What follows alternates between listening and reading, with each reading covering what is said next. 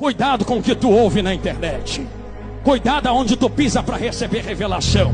É porque minha amiga me chamou. Nem tudo que canta é de Deus, nem tudo que prega é de Deus, nem todo fogo que arde é fogo do Espírito.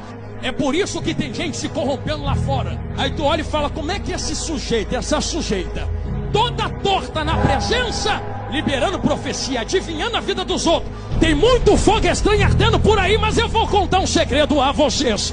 É que quem está revestido de poder já tem um fogo que vem do alto.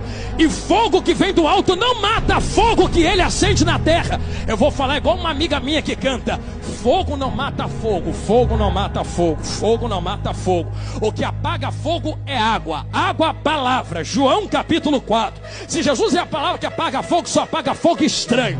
Porque é quando a água, que é ele, entra no altar de Elias, Deus olha do céu e diz: é muita água, é muita palavra. Já que gritou que eu sou